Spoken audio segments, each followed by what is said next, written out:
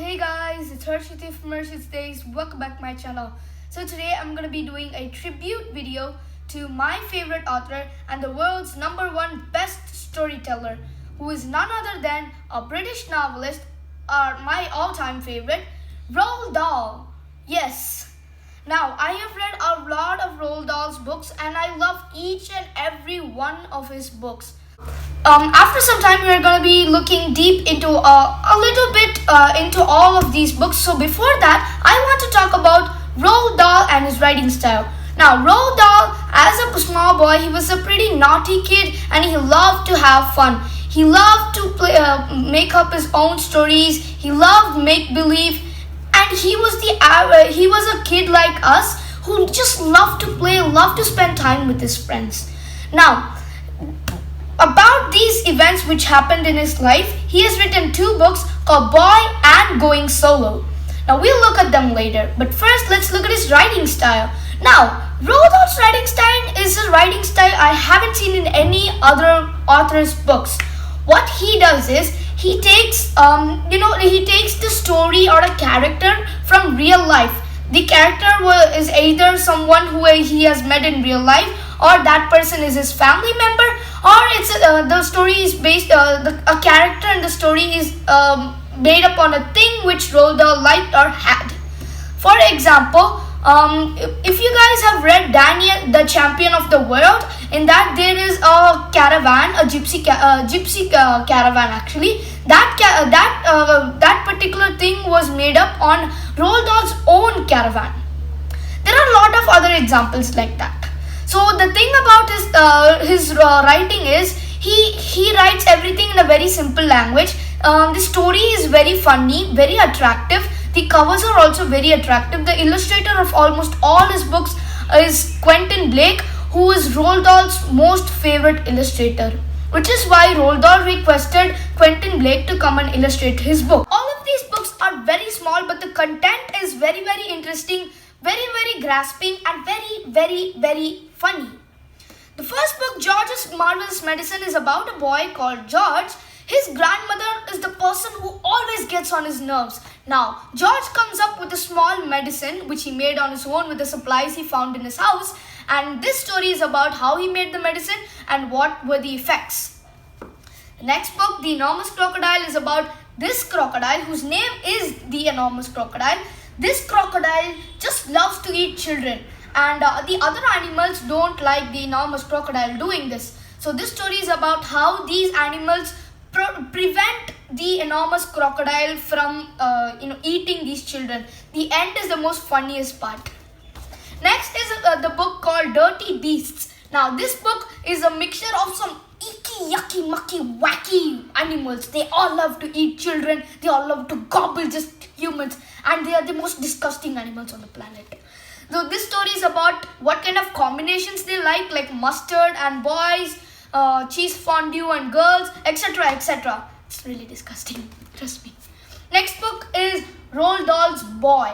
Now there's this thing on the back. I'm only 8 years old. I told myself, no little boy has ever murdered anyone. It's not possible.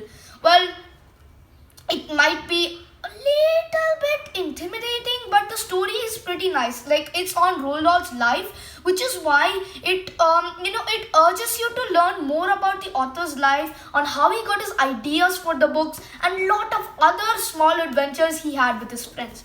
Now, the Going Solo book is from the part of where he joins the RAF, the Royal Air Force of Britain, and what he does is he fought in the Second World War. This book is about all the adventures he had after his childhood. Yeah. Next book is Charlie and the Great Glass Elevator. In this book, Mr. Wonka and Charlie and his family, they go into the Great Glass Elevator and they get blasted into space. All the adventures in space is what this book is built up. The Witches. 1 child a week is 52 a year. Squish them and squiggle them and make them disappear. Intimidating, right? This book is exactly the kind of book you would want to read before bedtime. Now, the witches, right? No, it's all about witches, but it's nothing scary. It's 100% funny, 100% hilarious, 100% a kid enjoyable book. Next book is James and the Giant Peach by Roald Dahl. This book is about a boy called James Trotter. He gets a little bit shrinked, and this peach which gets enlarged. There are some insects who help James on his journey around the world. So this book is about what kind of scenic things James sees and all the beautiful things he experiences along with his friends, the new insects. The next book is Danny, the Champion of the World. A stodgy parent is no fun at all. What a child wants and deserves is a parent who is sparky. Now, this book, Danny, the Champion of the World, is the kind of book which might feel like when you read this book, you might feel like this book has pretty much nothing in it. Why should I read it? But no, do not think that. Which is exactly what I thought actually. I thought like this book is, it's not for me. It's not good. I kept this book away for a while, but when I thought I should pick this book up again and give it a try, I found out that the first few pages are pretty boring. His mother dies and he has small adventures with his father. But after that, Danny becomes the champion of the world. So that's the cool part about this book. The second half of this book is 100% fun, 100% adventure, and an all-time favorite of mine. Next book is the BFG, stands for the Big Friendly Giant. Human beings is not really believing in giants, is they? Human beings is not thinking we exist. Now this funny language, English is spoken really funnily by the BFG, the Big Friendly Giant, who's speaking Scotch Party. Now the BFG book is about a small girl called Sophie who wakes up in the orphanage at the stroke of midnight, the time the ghosts come out. It's ghost time.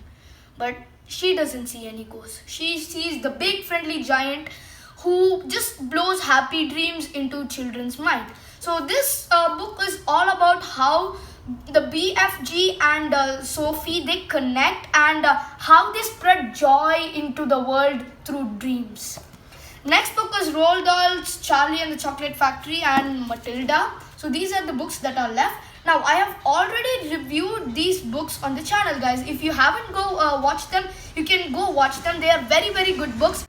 Once I want to thank Roald Dahl for giving us such wonderful memories, such wonderful books to be cherished by generations on and on. Now guys, there are a lot of wonderful, inspiring and motivating quotes by Roald Dahl. Do let me know in the comments which is your favorite one. So with that, I end this video, guys. Thank you so much for watching this video. If you like this video, do like this video. And also you guys can comment down below which is your favorite book from these. And you can also comment down your favorite character from all of these books. So bye guys, have a good day.